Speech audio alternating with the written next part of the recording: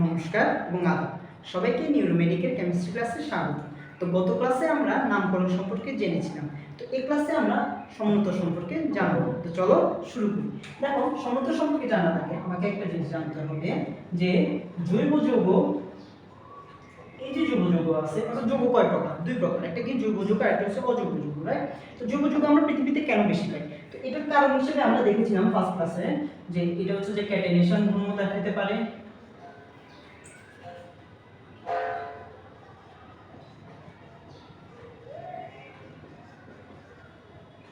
Number 2, এটা হচ্ছে যে সমুন্নত ধর্ম দেখায়।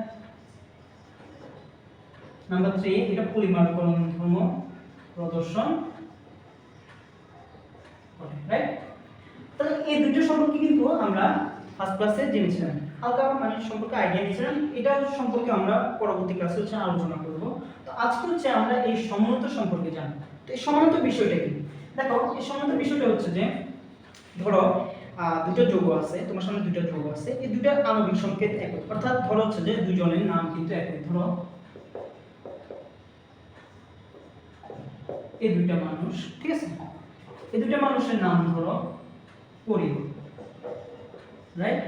দুইটা মানুষের নাম কি করিম, কিন্তু এদের মধ্যে কিছু পার্থক্য লক্ষ্য করা যায়। ধরো এ বেশি দৌড়াতে পারে, এ কম দৌড়াতে পারে, ঠিক? আচ্ছা, তারপরে ধরো হচ্ছে যে সে একটু বেশি পড়াশোনা করে, সে একটু কম পড়াশোনা করে, আবার সে একটু মোটা, সে আবার একটু চিকন, ঠিক আছে? তো এদের মধ্যে জিনিসটা দেখো, ওদের মধ্যে মেইন হচ্ছে যে সিমিলার বিষয়টা কি, অর্থাৎ আমরা কোন বিষয়টা হচ্ছে যে মানে সমান দেখতে পাচ্ছি, সেটা হচ্ছে তাদের নামটা হচ্ছে তাদের সমান, কিন্তু তাদের মধ্যে বিভিন্ন ধরনের পার্থক্য লক্ষ্য করা যাচ্ছে। যেমন তাদের শারীরিক গঠন সম্পর্কে পার্থক্য দেখা যাচ্ছে, আবার তারা হচ্ছে যে বেশি দৌড়াতে পারে, কম দৌড়াতে পারে, তারা পড়াশোনায় ভালো খারাপ এরকম হচ্ছে যে তাদের মধ্যে পার্থক্য লক্ষ্য করা যায়। এই যে পার্থক্যটা লক্ষ্য করা যাচ্ছে, এটাকে আমরা বলতেছি সমানতা। কি বলতেছি? সমানতা। আবার একটু বুঝাই, ধরো এই দুইটা মার্কার, ঠিক আছে? এই দুইটা মার্কার বাইরের দিক থেকে দেখলে কিন্তু সেম, ঠিক আছে, কিন্তু এটা যদি সেমও হয়, তাদের মধ্যে বিভিন্ন পার্থক্য লক্ষ্য করা যায়। অর্থাৎ এদের মধ্যে যে ইউনিটটা দেওয়া হয়, অর্থাৎ যে কালিটা আমি দিব বা কালির পরিমাণটা দিব, দুইটা ক্ষেত্রে কিন্তু সেম না। তো এই দুটো কিন্তু পরস্পরের সমান। তাহলে আমরা সমানত্ব সম্পর্কে জানলে, তাহলে এখন আমরা সমানত্ব সম্পর্কে আরেকটু ডিটেইলসে জানব। দেখো, এই সমানত্ব সম্পর্কে আমরা জানার আগে তার হচ্ছে যে সংজ্ঞাটা আমাদের জানতে হবে, ঠিক? দেখো, সমানত্ব জিনিসটা কি? তাহলে আমি কি বললাম যে দুইটার কিন্তু, অর্থাৎ আমি যদি এই দুইটা পার্সনের কথা চিন্তা করি, তাদের নাম কি থাকবে? একই থাকতেছে। তাহলে আমি সমানতা বিষয়টা বোঝাতে চাই যে একই আণবিক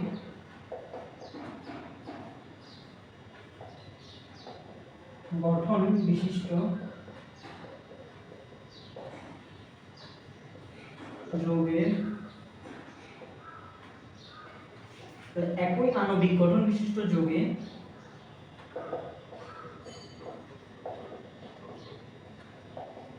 গাঠনিক এবং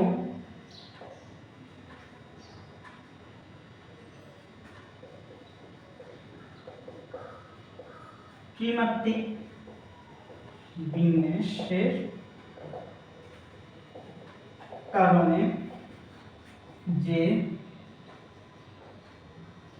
ভৌত অথবা রাসায়নিক পরিবর্তন লক্ষ্য করা যায়, তাকে কি বলে? তাকে বলে হচ্ছে যে সমানতা। এদের মধ্যে পরস্পর যে দুটো যে আণবিক গঠন বিশিষ্ট দুটো যৌগের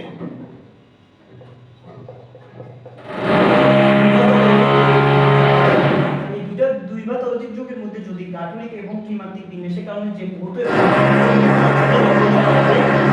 হচ্ছে যে সমানতা। তাহলে এই দুইটা হচ্ছে যৌগকে আমরা কি বলতে পারি? পরস্পরের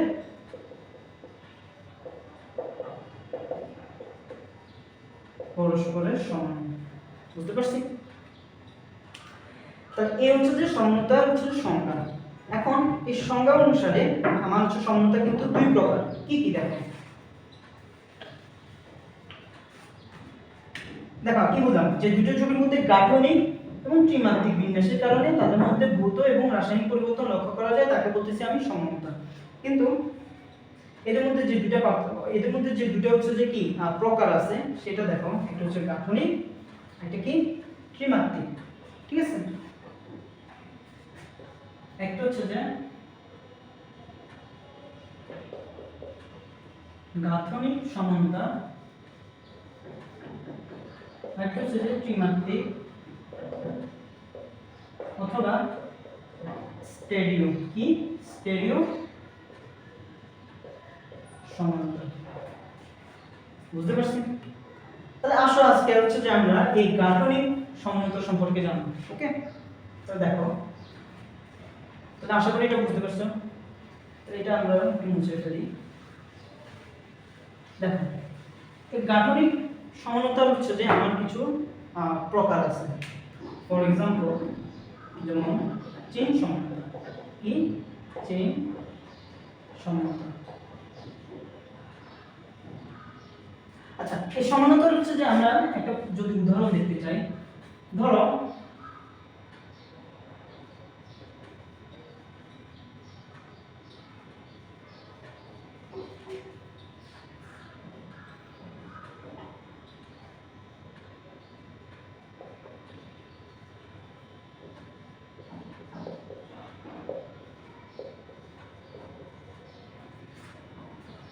দেখো তো একটা জিনিস, এটার নাম কি? এটার নাম হচ্ছে ইথানল, আর এটার নাম কি? এটার নাম হচ্ছে ডাইমিথাইল ইথার। ঠিক আছে, তাহলে এই দুইটার হচ্ছে যে আণবিক সংকেত কি C2H6O, আর দুটার মধ্যে গাঠনিক সংকেত দেখো এটা কিন্তু ভিন্ন। তাহলে একটা হচ্ছে যে এই দুটো হচ্ছে যে দুটার গাঠনিক দুটার হচ্ছে যে কি দুটার আণবিক সংকেত একই হওয়া সত্ত্বেও এদের গাঠনিকের মধ্যে ভিন্নতা দেখা গেছে, ঠিক কি না? আচ্ছা, এখন এই যে ইথানল এবং ইথার বা ডাইমিথাইল ইথার, এই দুইটার হচ্ছে যে ভৌত ধর্ম এবং রাসায়নিক পরিবর্তন বা রাসায়নিক বৈশিষ্ট্যগুলো কি একই হবে? না, কখনোই না। তাহলে এই দুটার মধ্যে কিন্তু পার্থক্য দেখা যাচ্ছে, কিন্তু তাদের মধ্যে মেইন যে সিমিলার বৈশিষ্ট্যটা কি সেটা হচ্ছে যে C2H6O অর্থাৎ আণবিক সংকেত। এটা তাহলে এই দুটাকে আমরা কি বলতে পারি? সমানতা। ওকে, আচ্ছা, আসো এখন আমরা চেইন সমানতা সম্পর্কে জানবো। তাহলে চেইন সমানতা জিনিসটা কি? আগে আমরা সংজ্ঞাটা লিখি, ঠিক আছে?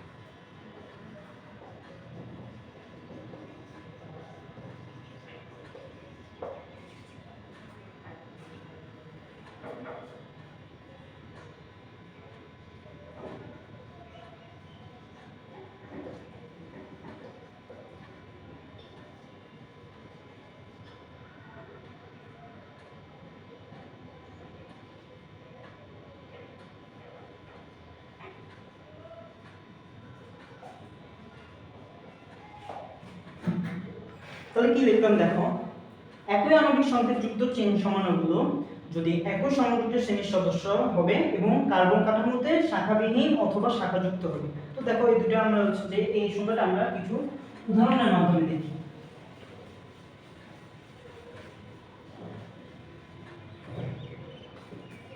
দেখো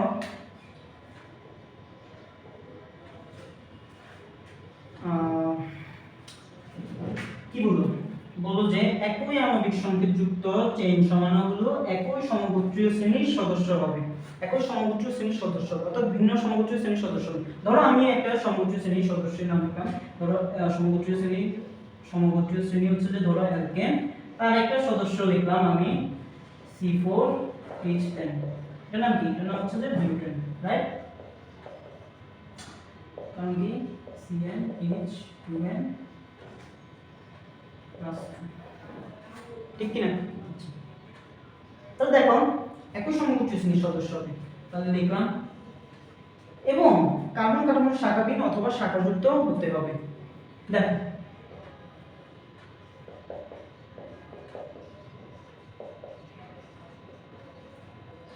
এখানে কি কোনো শাখা আছে? না, তাহলে শাখাবিহীন লিখলাম অথবা শাখাযুক্ত হবে।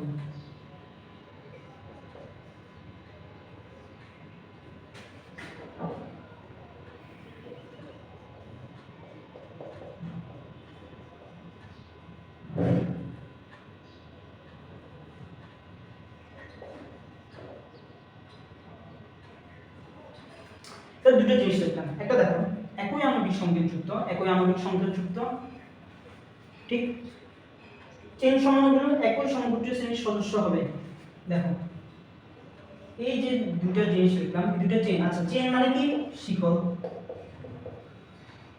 দেখো তো এটা পুরোটা কার্বন শিকল কিনা? অবশ্যই কার্বন শিকল, কার্বন দ্বারা তৈরি হয়েছে, তাহলে এটা আমরা বলতে পারি কার্বন শিকল।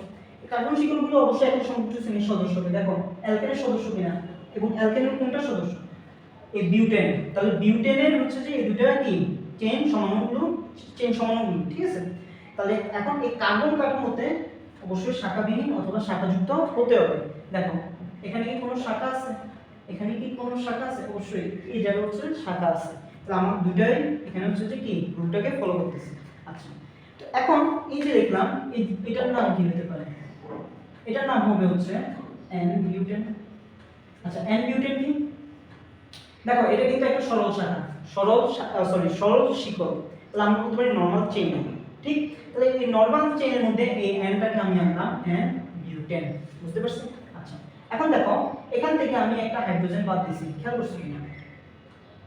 এই যে এই জায়গা থেকে আমি একটা হাইড্রোজেন বাদ দিয়েছি, অথবা হচ্ছে যে আমি এখান থেকে একটা হাইড্রোজেন বাদ দিয়েছি এবং এখান থেকে এই মিথাইলটাকে এই জায়গায় যুক্ত করছি। যখন আমি মাঝখান থেকে একটা হাইড্রোজেন বাদ দিলাম এবং একটা মিথাইল মূলক যুক্ত করলাম, ওটাকে আমরা কি বলতে পারি? আইসো। আমরা এটা শিখছিলাম, ঠিক কি না? তাহলে আমরা এটাকে কি বলবো? আইসো। এটাকে আমরা কি বলতে পারি? আইসো বিউটেন। এটার নাম কি? আইসো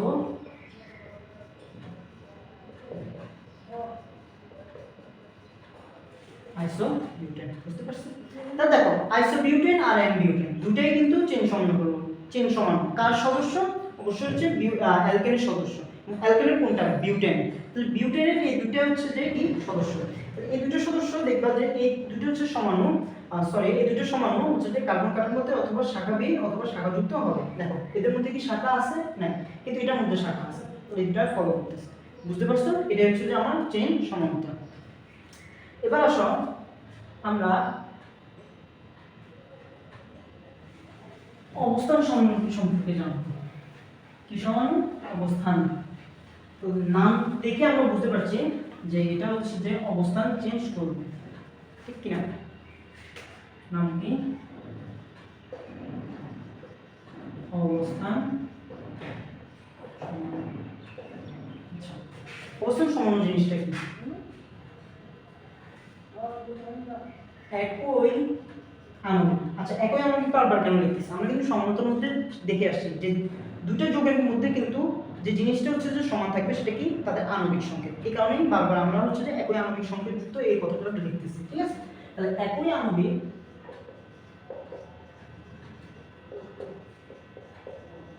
সংকেত যুক্ত যৌগে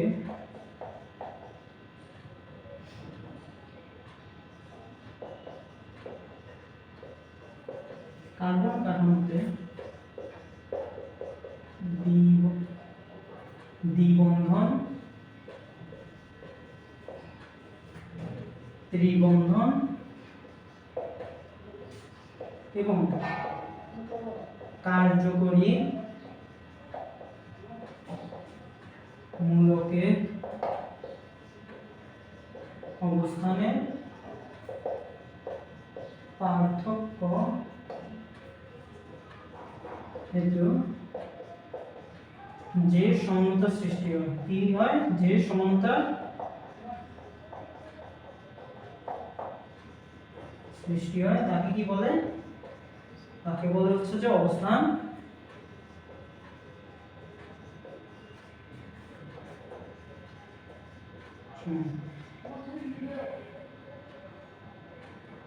আর এই ধর্মটাকে কি বলে, এই ধর্মটাকে বলা হচ্ছে যে অবস্থান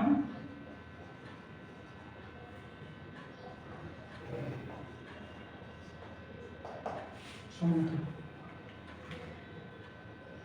তাহলে কি লিখলাম দেখো, যে একই আণবিক সংকেতযুক্ত যৌগে কার্বন কাঠামোতে দ্বিবন্ধন, ত্রিবন্ধন এবং কার্যকরী মূলকের অবস্থানের পার্থক্য হেতু যে সমানতা সৃষ্টি হবে তাকে আমরা বলতেছি অবস্থান সমানতা, বা এই ধর্মটাকে কি বলতেছি আমরা, অবস্থান সমানতা। আচ্ছা, তো এটা হচ্ছে একটা উদাহরণ দিলে বুঝবা। ধরো এটা সংকেত দিক, বা এটা হচ্ছে নামকরণ, এটার নাম হচ্ছে যে বিউটিন। কি বিউটিন? আচ্ছা, তো এই বিউটিনকে আমরা দুই ভাবে লিখতে পারি।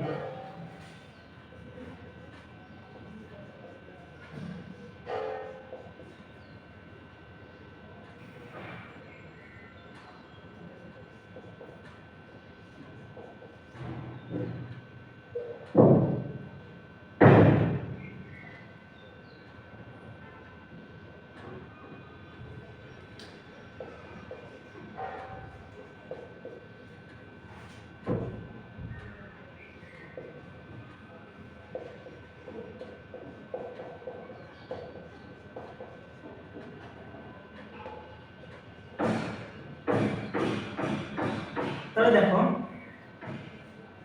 এই যে দুটো জিনিস লিখলাম, কি লিখলাম, একটা লিখলাম হচ্ছে যে আমরা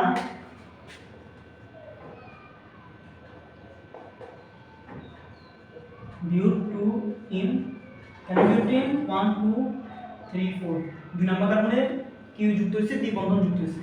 আর এখানে কি লিখলাম, এটার নাম কি বিউট 1 ইন, বিউটিন 1 ইন এক নাম্বার কার্বন যুক্ত হয়েছে। তাহলে দেখো এই দুটো যে লিখলাম, এই দুটো সমান, তাহলে এই দুটো সমান কি অবস্থান সমানতা হচ্ছে মধ্যে কি পড়তেছে, বা এই উদাহরণ হিসেবে কি কনসিডার করা যায়? অবশ্যই করা যায়। দেখো, একই আণবিক সংকেতযুক্ত, দেখলাম কিনা, একই আণবিক সংকেতযুক্ত কার্বন কাঠামোতে দ্বিবন্ধন, ত্রিবন্ধন অথবা কার্যকরী মূলকের অবস্থানের পার্থক্য হেতু। দেখো, দ্বিবন্ধনের ফার্স্টে আমি যেটা লিখলাম সেটা হচ্ছে যে দ্বিবন্ধনের হচ্ছে যে কি অবস্থানের পার্থক্য করছে। দ্বিবন্ধন ফার্স্ট এবং সেকেন্ডের মধ্যে আমরা পার্থক্য হিসেবে কি দেখতে পারি, সেটা হচ্ছে যে এদের অবস্থানের পার্থক্য করছে। ফার্স্টে আসছিল যে দুই নাম্বার কার্বন হচ্ছে যে দ্বিবন্ধনটা যুক্ত হয়েছিল, আর সেকেন্ডে হচ্ছে যে আমার এক নাম্বার কার্বনে এটা যুক্ত হয়েছে। তখন তাদের মধ্যে যে স্ট্রাকচারের মধ্যে পার্থক্য দেখা গেছে, একটা নাম হলো বিউট 2a আর একটা নাম হলো বিউট 1। তাহলে এটাকে আমরা বলতে পারি অবস্থান সমানতা। বুঝতে পারছি? আচ্ছা, আরেকটা জিনিস, আরেকটা উদাহরণ দেখি।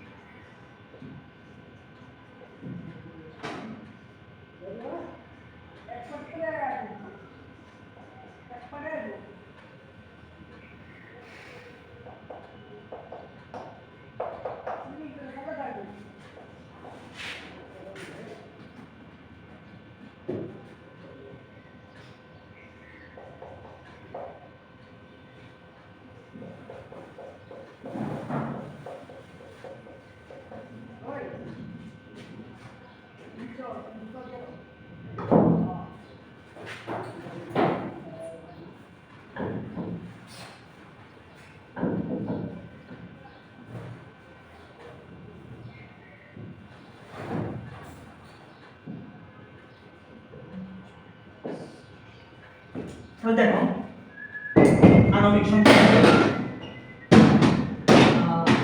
সংকেত একই, সেটার নাম কি C3H8O। আর এটা হচ্ছে যে কি দুটো হচ্ছে সমান কি, একটা হচ্ছে CH3 CH2 CH2OH, নাম কি প্রোপ 1 অল, আর এটা নাম কি প্রোপ 2 অল। বুঝতে পারছো?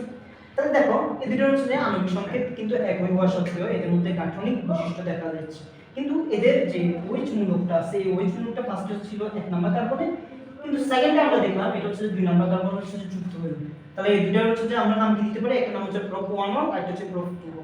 তাহলে এই দুটাকে আমরা বলতে পারি অবস্থান সমান্তরাল। কি অবস্থান সমান্তরাল, এবং এদের মধ্যে যে ধর্মটা প্রকাশ পাবে সেটাকে আমরা কি বলবো, অবস্থান সমান্তরাল। বুঝতে পারছো? এটাই ছিল আমাদের অবস্থান সমান্তরাল সম্পর্কে তথ্য। তো আসলে এবার আমরা আশা করি একটু পর্যন্ত বুঝতে পারছি, ঠিক আছে? এবার আমরা হচ্ছে যে কার্যকরী মূলক সমতা সম্পর্কে জানব। কি কার্যকরী মূলক সমতা?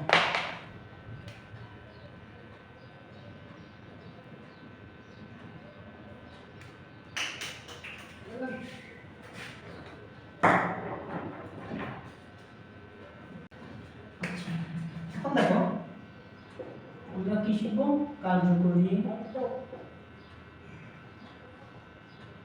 মূলক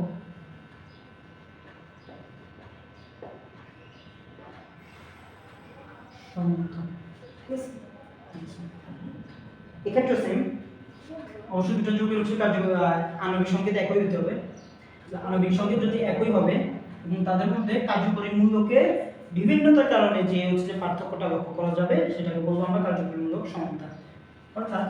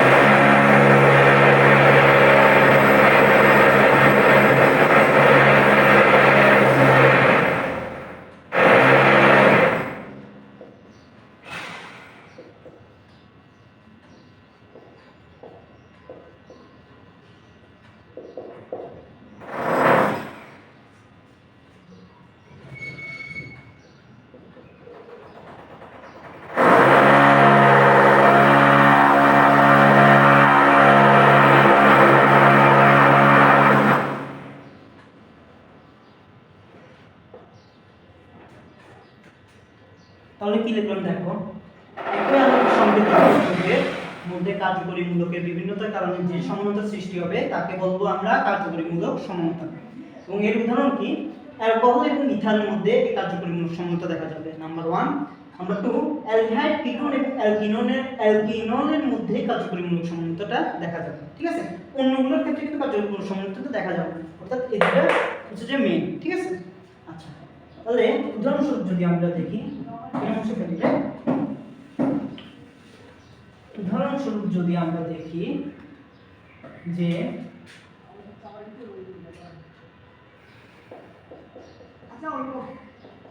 একই আণবিক সংকেতযুক্ত যৌগের মধ্যে কার্যকরী মূলকের বিভিন্নতার কারণে একই আণবিক সংকেত এবং কার কার মধ্যে দেখা যাবে, অ্যালকোহল এবং ইথার। ঠিক আছে? তাহলে অ্যালকোহলেরটা আমি লিখলাম,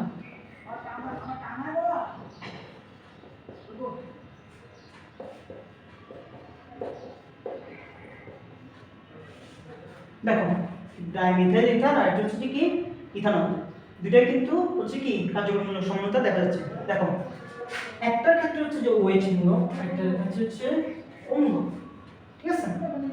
তাহলে কার্যকরীমূলকের এই ক্ষেত্রে কি পার্থক্য দেখা গেছে? হ্যাঁ অবশ্যই দেখা গেছে, তো সেটাকে আমি বলতেছি কার্যকরীমূলক সমানতা। আচ্ছা আরেকটার মধ্যে দেখা যায় সেটা কি, একটা হচ্ছে যে অ্যালডিহাইড,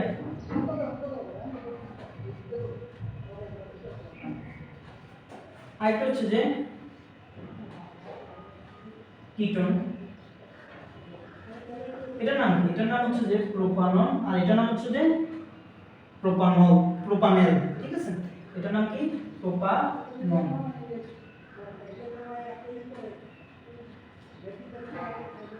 অথবা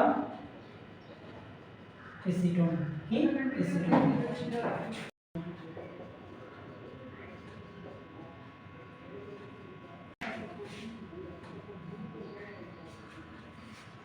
তাহলে 2 প্রোপেন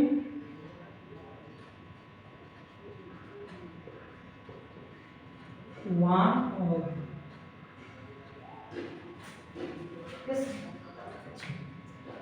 এটা হচ্ছে আমাদের কার্যকরীমূলক সমানতা। তাহলে কার্যকরীমূলক সমানতার মধ্যে আমরা কি কি জিনিস দেখতে হবে? ফার্স্ট অফ অল দেখতে হবে হচ্ছে দুটার যৌগের মধ্যে আণবিক সংকেত হচ্ছে একই থাকতে হবে, প্লাস এই আণবিক সংকেত একই থাকার পরে এদের মধ্যে দেখতে হবে আমাদের কার্যকরীমূলকের বিভিন্নতা দেখা গেছে কিনা, অর্থাৎ মানে কার্যকরীমূলকটা ভিন্ন হয়েছে কিনা।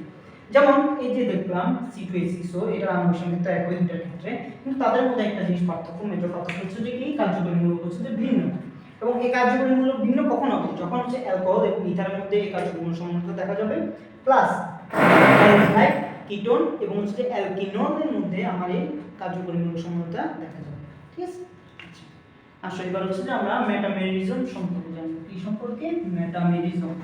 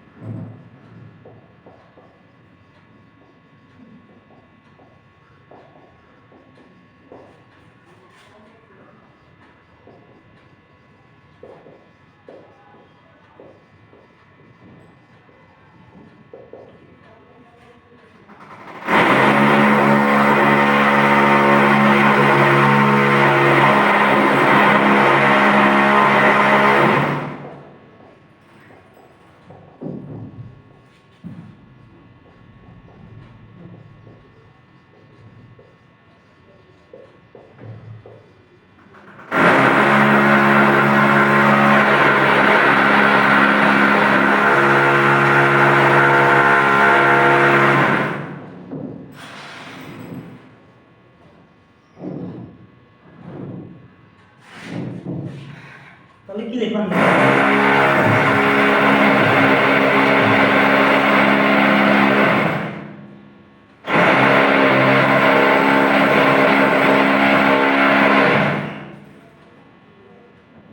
তাহলে কি লিখলাম দেখো, একই সমগোত্রীয় শ্রেণীর সদস্যগুলোর মধ্যে যখন অনুষ্ঠিত কার্যকরীমূলকের উভয় পার্শ্বে কার্বন অথবা অ্যালকাইল মূলকের সংখ্যার পার্থক্যের কারণে যে সমানতা দেখা যাবে তাকে বলতেছি আমরা মেটামেরিজম। কি বলতেছি?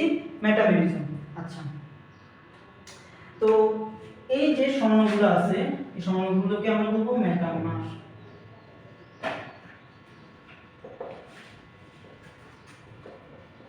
আর এটা ধর্মকে মেটামেরিজম বলবো, বুঝতে পারছেন? আচ্ছা তো এটা উদাহরণ হিসেবে আমরা একটু দেখি যে জিনিসটা কি বোঝাতে চাচ্ছে।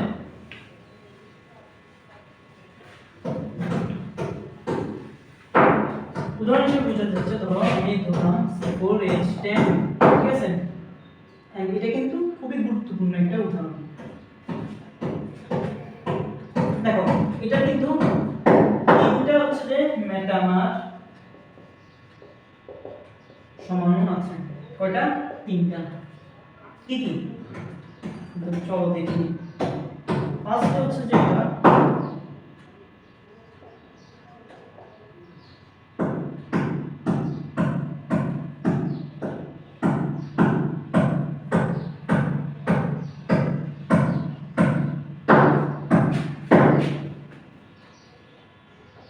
এটার নাম কি? মিথক্সি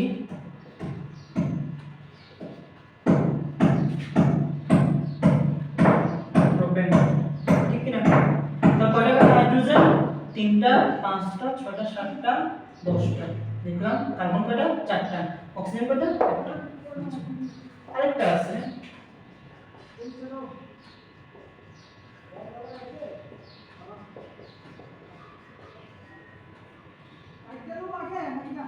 এটা নাম কি? এটা হচ্ছে যে ইথক্সি,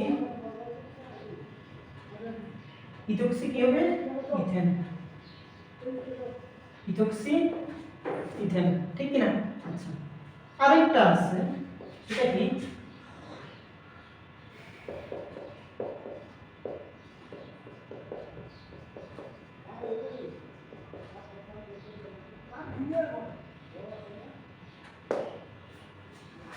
এটা নাম কি হতে পারে? দেখো নাম কি? মিথক্সি, ঠিক কি না? আচ্ছা, কিন্তু এই মিথক্সি এখন কোন কার্বনের সাথে যুক্ত অবস্থায় আছে? 1 নাম্বার কার্বন, 2 নাম্বার কার্বন, 3। তাহলে অবশ্যই 3 নাম্বার কার্বন, 2 নাম্বার কার্বনের সাথে যুক্ত আছে, তাহলে আমি 2 নাম্বার লিখব। আচ্ছা, তো এখন হচ্ছে যে এটা আর এটার মধ্যে পার্থক্যটা কি? পার্থক্যটা একটাই, যখন আমরা হচ্ছে যে এরকম সরল শিয়াটা লিখবো, সরল শিকলটা লিখবো, তখন কিন্তু আমরা হচ্ছে যে ডাইরেক্ট অথবা হচ্ছে যে এভাবে আমরা নামকরণটা লিখব।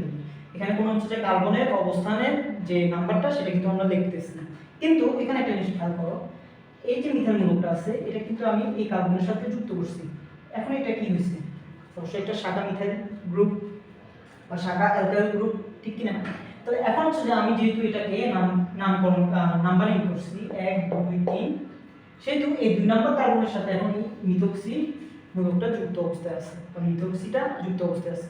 তো আমরা এটাকে বলতে পারি 2 মিথক্সি, এই কারণে আমরা বলবো এটাকে 2 মিথক্সি কি 1 number 2 number 3 number, 2 methoxy propane. বুঝতে পারছেন? এটা ছিল আমার মেটামেরিজম। তো C4H10, তাহলে দেখো একটা জিনিস খেয়াল করো, তিনটার কিন্তু আণবিক সংকেত একই এবং তিনটাই কিন্তু একই সদস্যের অংশ, ঠিক কি না? একই সমুদ্র শ্রেণীর সদস্য, ঠিক কি না? কিন্তু তাদের মধ্যে যে জিনিসটা পার্থক্য লক্ষ্য করা গেছে সেটা দেখো, এই যে এটা যে লিখলাম ইথারের, ইথারের দুই পাশে খেয়াল করো কার্বন কয়টা? এখানে হচ্ছে ডান পাশে কয়টা? 3টা, আর এই পাশে 1টা। আর এখানে কয়টা? এখানে হচ্ছে যে ডান পাশে 2টা, ডান পাশে 2টা, আর বাম পাশে কয়টা? 2টা, ঠিক কি না? তাহলে এই যে কার্বনের যে বা অ্যালকাইল গ্রুপ, এগুলোকে তো আমরা অ্যালকাইল গ্রুপ বলতে পারি, অবশ্যই বলতে পারি, ঠিক কি না? তো এই অ্যালকাইল গ্রুপগুলোর হচ্ছে বা অ্যালকাইল বা অথবা কার্বনের সংখ্যার হচ্ছে যে আমরা পার্থক্যটা দেখতে পাচ্ছি। যখনই এরকম সংখ্যার পার্থক্য কার্বন বা হচ্ছে অ্যালকাইল মূলকের কার্যকরী মূলকের উভয় পাশে যখন আমরা কার্বনের সংখ্যার হচ্ছে পার্থক্যটা দেখতে পাবো, সেটাকে আমরা বলবো মেটামেরিজম। কি বলবো? মেটামেরিজম। বুঝতে পারছেন? এটা ছিল আমার মেটামেরিজমের সংজ্ঞা।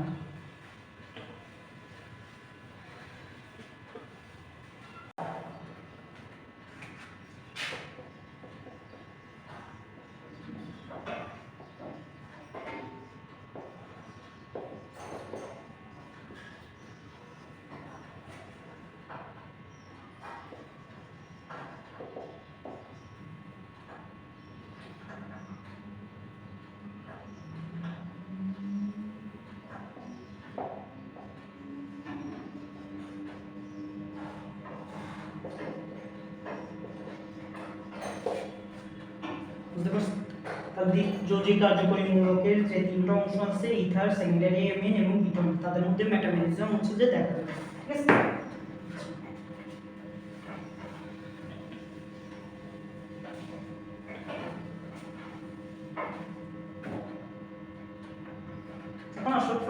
টটোমারিজম সম্পর্কে আমরা জানবো। কি সম্পর্কে?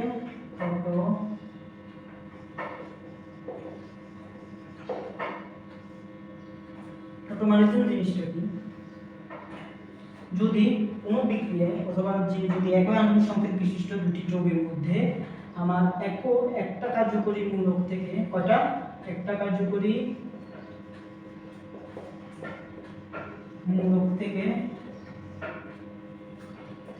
স্বতঃস্ফূর্তভাবে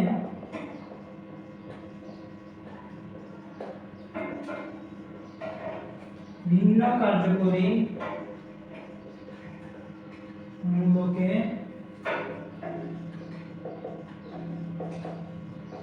পরিণত হয় তাকে বলতেছি আমরা কি? টটোমারিজম। আচ্ছা, এটা একটু ব্যাখ্যা করি। দেখো, ধরো প্রোপানন থেকে প্রোপিন 2 হবে আসছে, তাহলে দুইটারই কিন্তু কার্যকরী মূলকের ভিন্নতা দেখা যাচ্ছে। কিন্তু এক্ষেত্রে একটা জিনিস হচ্ছে যে যখন আমার একটা কার্যকরী মূলক থেকে আরেকটা ভিন্ন স্বতঃস্ফূর্তভাবে কার্যকরী মূলকে পরিণত হবে, ওটাকে তখন আমরা বলবো টটোমারিজম। ঠিক আছে, তো এই বিষয়টা একটু ব্যাখ্যা করি। দেখো, এখন এই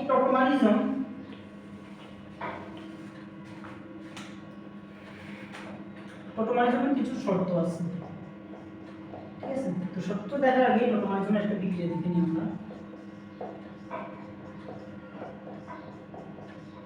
এটা কি? প্রোপানন।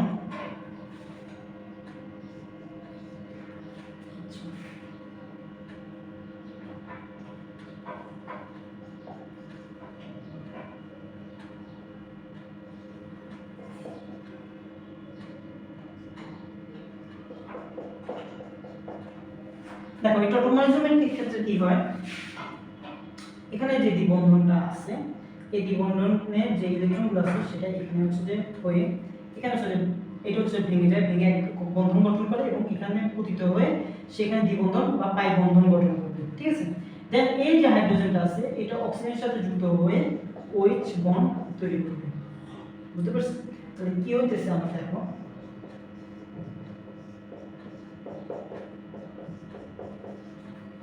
এটার নাম কি? প্রোপিন 2। দেখো,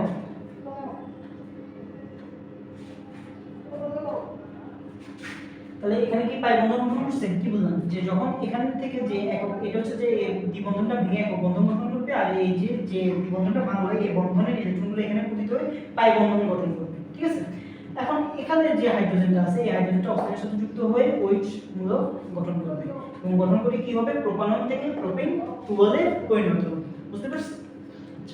এখন এই যে টটোমারিজম আছে এই টটোমারিজমের দুটো শর্ত আছে, সেটা কি কি? আমি বললাম যে প্রোপানন। তাহলে প্রোপানন বলতে কাজ হচ্ছে যে অন্তর্গত অবশ্যই কার্বনিক মূলক। তাহলে কার্বনিক মূলকে হচ্ছে যে এই টটোমারিজমটা দেখা যাবে। এখন কার্বনিক মূলকে আমার আর কি কি আছে? কিটোন আছে অথবা আমার অ্যালডিহাইড আছে। ঠিক আছে, তো অবশ্যই কার্বনিক মূলক থাকতে হবে। সেকেন্ড, আমার আলফা হাইড্রোজেন থাকবে কমপক্ষে একটা। কি বললাম? কমপক্ষে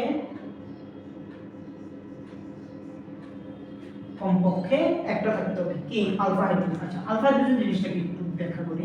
দেখো,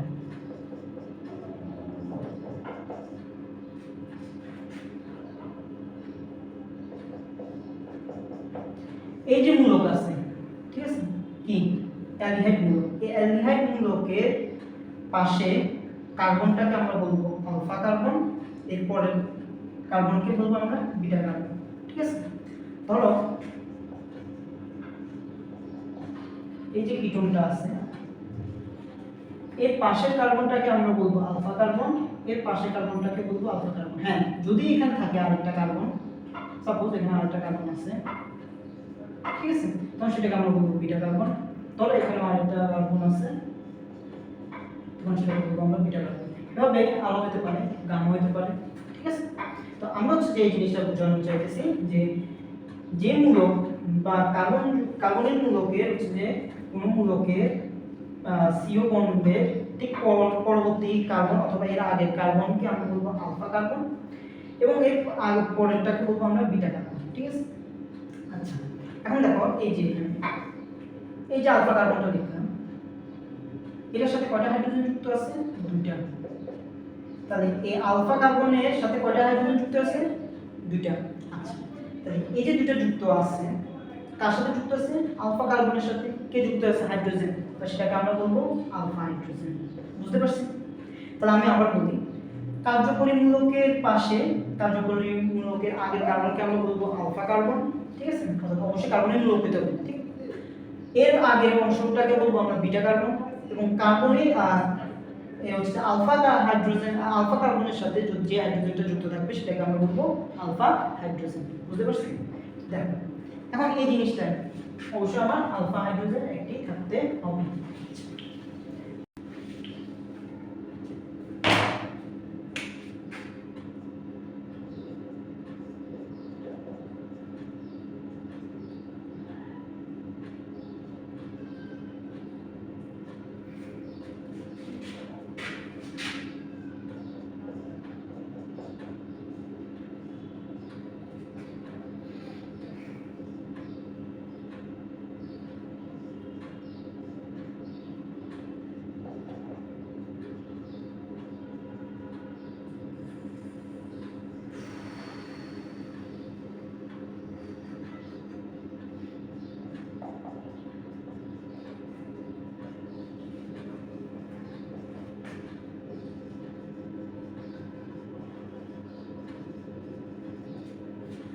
তাহলে দেখো এখানে হচ্ছে যে এই হাইড্রোজেনটা যখন হচ্ছে যে এই অক্সিজেনের সাথে যুক্ত হবে, অক্সিজেনের সাথে যুক্ত হয়ে বন্ড OH গঠন করবে, দেন হচ্ছে এখানে যে বন্ধনটা আছে এই বন্ধনটা ভেঙে এখানে ইলেকট্রনগুলো এখানে হচ্ছে উপস্থিত হয়ে সে আরেকটা বন্ধন গঠন করবে, সেটা হচ্ছে যে পাই বন্ধন গঠন করবে। এই পাই বন্ধন গঠন করে সে তৈরি করবে ভিনাইল অ্যালকোহল। বুঝতে পারছো? আচ্ছা, দেখো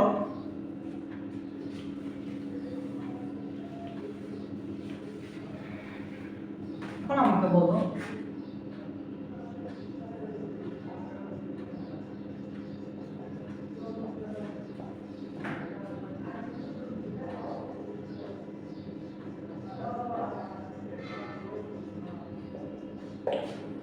এই বেনজালডিহাইড এবং বেনজোফেনন এরা কি টোটোমারিজম প্রদর্শন করবে কিনা? ঠিক আছে, তো অনেকেই করবে কি, হ্যাঁ বলবে যে হ্যাঁ দিয়া এটা প্রদর্শন করবে। ঠিক আছে, তো আমাদের আগে দেখতে হবে যে টোটোমারিজমের শর্ত দুটো আছে, যে দুটো শর্তকে মেনে চলে কিনা। ঠিক আছে, এটা কিন্তু খুবই গুরুত্বপূর্ণ একটা কোশ্চেন, ইভেন এটা মেডিকেলের মধ্যেও আছে, এবং মেডিকেল প্লাস হচ্ছে ভার্সিটি কোশ্চেন আসে, এবং শুধু ভার্সিটি বা মেডিকেলে না, এইচএসসি আর তোমাদের কলেজে টেস্ট পরীক্ষাগুলোর মধ্যে এই কোশ্চেনগুলো করে। ঠিক আছে, দেখো বেনজালডিহাইডের সঙ্গে কি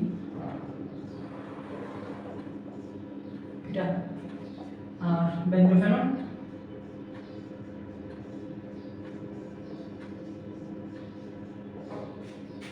ঠিক আছে? আমি কি বললাম যে কার্বনিক মূলক থাকতে হবে। আচ্ছা, কার্বনিক মূলক এখানে আছে, ঠিক আছে? তো সবাই এটা দেখে মাত্র দাগা দিবে যে টোটোমারিজম প্রদর্শন করবে। আসলে কি তাই না?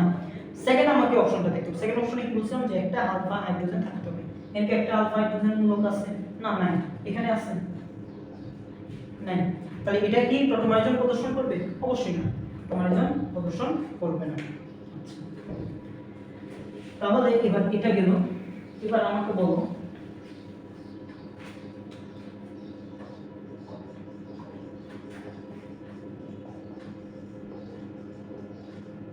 এসিটোফেনন এটা কি টোটোমারিজম প্রদর্শন করবে? আচ্ছা, আমি এই এসিটোফেনন এটা দেখার সাথে সাথে আমাকে বলবে যে ভাইয়া এটা হচ্ছে টোটোমারিজম প্রদর্শন করবে না। আচ্ছা, আমরা দেখি আগে এসিটোফেননের সংক্ষিপ্তটা এটা, ঠিক কি না? এর মধ্যে কার্বনিক মূলক আছে। সেকেন্ড অপশন আমার হচ্ছে যে এই যে কার্বনিক মূলকটা আছে,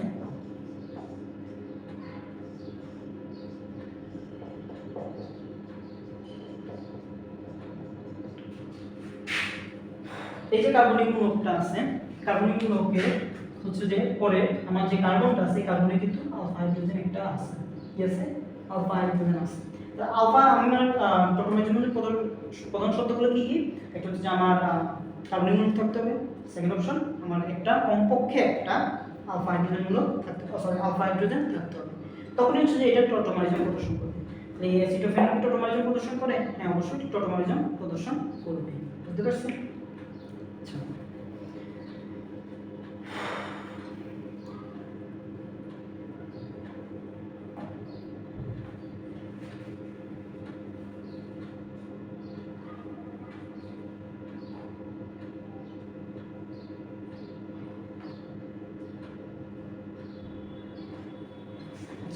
এখন এই যে টটোমারিজম প্রদর্শন করলো এই এসিটোফেনন, সে তৈরি করলে সে কি গঠন করবে?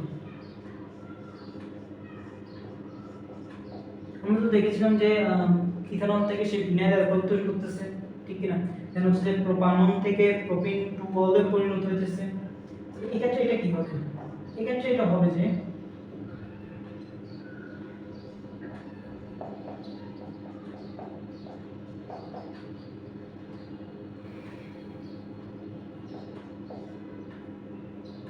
খেয়াল করো, এই হাইড্রোজেনটা তো এখানে যাবে, এখান থেকে যে এটা হচ্ছে ভেঙে এখানে পাই বন্ধন গঠন করবে, ঠিক কি না? তো এটা তৈরি করবে যে আমার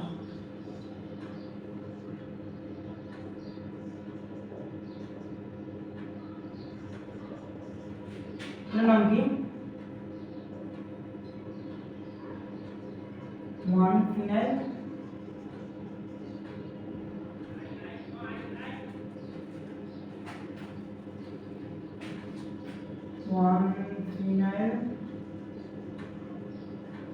ইথিন 1-ol। তাহলে এই যে এসিটোফেনন থেকে আমার কি তৈরি হবে? টটোমারিজম প্রক্রিয়া 1-ফিনাইল ইথিন 1-ol, ঠিক আছে? এটাই হচ্ছে যে আজকের আমাদের গাঠনিক সমানতা। আশা করি তোমরা বুঝতে পারছো। নেক্সট ক্লাস হচ্ছে যে আমরা সমতা সম্পর্কে জানবো, ত্রিমাত্রিক সমতা সম্পর্কে জানবো, ঠিক আছে? এই ত্রিমাত্রিক সমতা জানতে হলে আমার হচ্ছে যে আগে জ্যামিতিক সমতা, এটার আবার দুটো পড়া আছে, একটা হচ্ছে জ্যামিতিক সমতা আর একটা হচ্ছে যে আলোক সমতা। তো এটা হচ্ছে আমরা ধাপে ধাপে নেক্সট ক্লাসে এগুলো আলোচনা করব। তো আরেকটা জিনিস আমি একটু বলে রাখি যে এই যে টটোমারিজম, একটা ছোটখাটো একটু বলে দিই। দেখবা বইয়ের মধ্যে লেখা আছে এটা হচ্ছে যে গতিশীল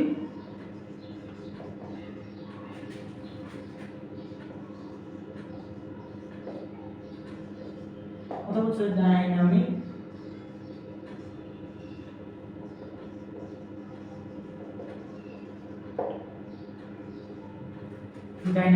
আইসোমেরিজম। আচ্ছা, কেন ডাইনামিক আইসোমেরিজম বা গতিশীল সমতা এটাকে বলতেছি আমরা? অন্যান্য কার্যকরী অন্যান্য হচ্ছে সমতাকে কেন আমরা বলতেছি, ঠিক না? আচ্ছা, একটা জিনিস খেয়াল করো, এই যে আমরা যখন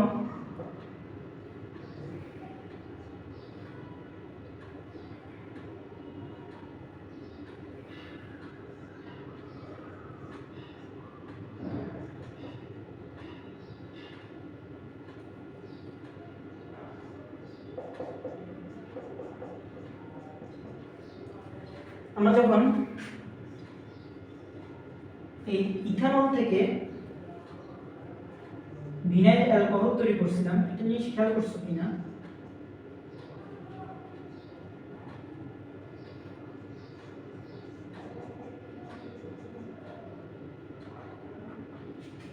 এর নাম কি? Vinyl alcohol. তো আমি যেটা বলতে চাচ্ছিলাম যে ইথানল থেকে ভিনাইল অ্যালকোহল যখন তৈরি করছিলাম, তখন হচ্ছে যে টটোমারিজম প্রক্রিয়া যখন ভিনাইল অ্যালকোহল তৈরি হয়েছিল, তখন এখানে কি হয়েছিল দেখো, এই যে হাইড্রোজেনটা আছে, এই হাইড্রোজেনটা এখানে অক্সিজেনের সাথে যুক্ত হয়েছে, ঠিক কি? কিন্তু অন্যান্য কার্যকরীমূলক অন্যান্য সমতার ক্ষেত্রে আমরা কি দেখলাম, সে কিন্তু হাইড্রোজেনের কোনো হচ্ছে যে কি মুভ করে না, একটা জায়গা থেকে আরেকটা জায়গায় কি প্রস্থান করে না, বা একটা জায়গায় গিয়ে আরেকটা জায়গায় হচ্ছে যে যুক্ত হয় না, ঠিক কি না? কিন্তু এই ক্ষেত্রে এই টটোমারিজম প্রক্রিয়া, এই টটোমারিজম সমতার মধ্যে আমরা দেখা যাচ্ছে যে এই হাইড্রোজেনটা অক্সিজেনের সাথে যুক্ত হচ্ছে, যুক্ত হয়ে কি করতেছে? ওই চুম্বক, অর্থাৎ সে একটা কার্বন থেকে আরেকটা কার্বনের দিকে স্থানান্তর করতেছে। তাহলে এই হাইড্রোজেনকে আমরা কি বলতে পারি? মুভেবল। সে মুভ করতেছে, ঠিক কি না? সে গতিশীল অবস্থায় আছে। এই জন্য এটাকে আমরা বলতেছি গতিশীল সমানতা, এবং অথবা আমরা বলতে পারি ডাইনামিক আইসোমেরিজম। হ্যাঁ, এখন অনেকে বলতে পারে ভাইয়া তাহলে কি এদের মধ্যে কি কোনো প্রকার সমস্যা বিরাজ করবে না? হ্যাঁ, অবশ্যই এদের মধ্যে, এই দুটোর মধ্যে কিন্তু সমস্যা বিরাজ করতেছে। কিন্তু এক্ষেত্রে কেন আমরা হাইড্রোজেন, কেন এটাকে আমরা ডাইনামিক আইসোমেরিজম বলতেছি? কারণ এই ক্ষেত্রে আমরা দেখা যাচ্ছে যে এই হাইড্রোজেনটা এই অক্সিজেনের সাথে যুক্ত হচ্ছে এবং ওই যে বন্ডটা গঠন করতেছে, অর্থাৎ সে একটা কার্বন থেকে আরেকটা কার্বনের মধ্যে স্থানান্তর করতেছে। এই কারণে আমরা সেটাকে বলতেছি ডাইনামিক আইসোমেরিজম। বুঝতে পারছি? তো আজকে হচ্ছে যে একটু আওয়াজের সমস্যা হয়েছিল, প্লাস হচ্ছে যে একটু বাসায় কাজ চলতেছে, তাই কেউ কিছু মনে করবেন না। তো হচ্ছে আমরা নেক্সট ক্লাস হচ্ছে যে আজ জ্যামিতিক সমতা এবং হচ্ছে আলোক সমতা সম্পর্কে আলোচনা করব। তো ভালো থাকবেন, সুস্থ থাকবেন, ধন্যবাদ সবাইকে।